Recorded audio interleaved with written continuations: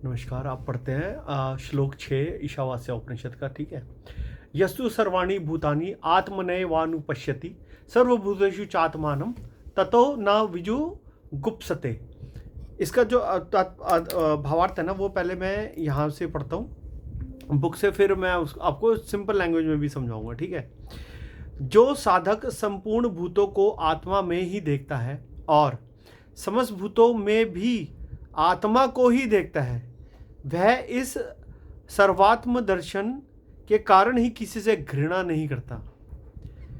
जो परिव्राट मुमुक्ष अव्यक्त से लेकर स्थावर पर्यंत संपूर्ण भूतों को आत्मा में ही देखता है, अर्थात उन्हें आत्मा से पृथक नहीं देखता,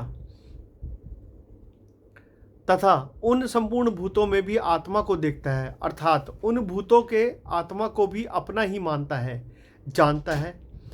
यानी यह समझता है कि जिस प्रकार मैं इस देह के कार्य, भूत और कारण, इंद्रिय, संघात का आत्मा और इसी की समस्त प्रतीतियों का साक्षी, चेतयिता, केवल और निर्गुण हूँ, उसी प्रकार अपने इस रूप से अव्यक्त से लेकर स्थावर पर्यंत संपूर्ण भूतों का आत्मा भी मैं ही हूँ। इस प्रकार जो सब भूतों में अपने निर्विशेष आत्मस्वरूप को ही देखता है, वह उस आत्म दर्शन के कारण ही किसी से जुगुप्सा यानी घृणा नहीं करता। यह प्राप्त वस्तु का ही अनुवाद है। सभी प्रकार की घृणा से भिन्न किसी दूषित पदार्थ को देखने वाले पुरुष को ही होती है। जो निरंतर अपने अत्यंत विशुद्ध आत्मस्वरूप को ही देखने वाला है, उसकी दृष्टि में घृणा का निमित्त भूत कोई अन्य पदार्थ है ही नहीं। यह बात स्वतः प्राप्त हो जाती है, इसलिए वह किसी से घृणा नहीं करता।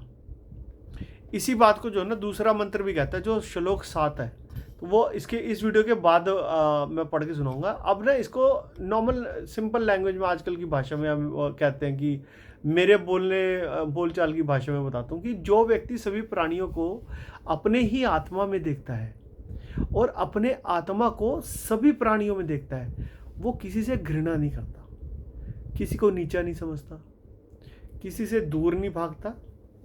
यानी कि मतलब साफ है कि जब सामने वाला दूसरा नहीं लगता, अद्वैत लगता है, ना तो नफरत बसती है, ना डर, ना घृणा।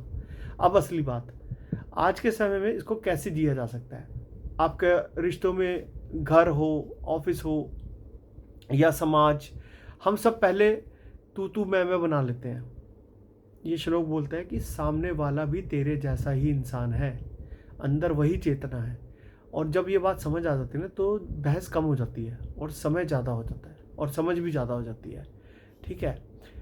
जलन ऑफिस में, मतलब काम को लेकर आपको जलन रहती है, प्रोफेशनल लाइफ में तुलना करते रहते हैं, हम राजनीति पॉलिटिक्स करते रहते हैं, ऑफिस पॉलिटिक्स बोलते हैं जिसको।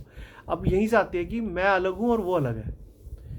वो ये श्लोक कह रहा है कि काम करो प्रतियोगी की तरह नहीं, सहयात्री की तरह, कि we have boarded the same train और जो हमारी मंजिल है ना वो सेम है। एंड ऑफ द डे जो है ना, वो आपकी मंजिल वो सेम ही है। सबने जाना उसी पे, चिता के ऊपर या किसी ने ज़मीन के नीचे, कोई फ़र्क नहीं है। ठीक है।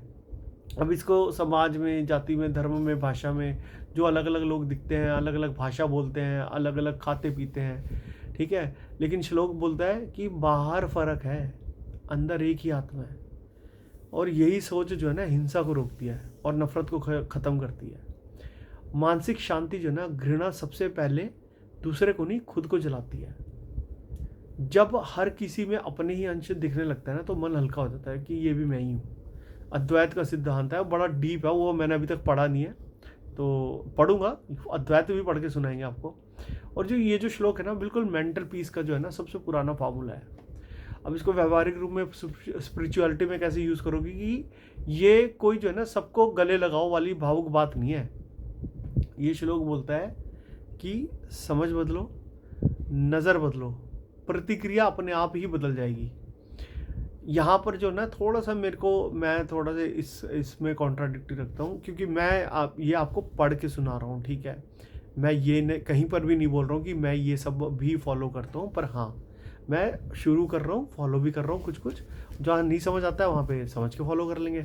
पर इसमें कुछ चीज़ें ऐसी हैं जो आज के समाज में फैल चुकी हैं कि जो विधर्मी है ना, वो हमारे ऊपर या हमारे सनातन के ऊपर जब भी अटैक होता है तो आपने फिर गीता फॉलो करनी है, कृष्ण जी को फॉलो करना है। और कृष्ण जी पूरी गीता में एक ही बात समझाते हैं अर्जुन को, युद्ध कर, युद्ध कर, युद्ध कर, युद्ध कर।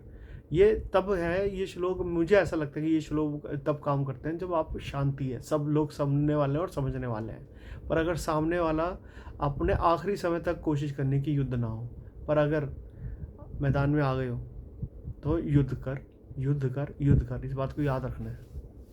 राधे राधे।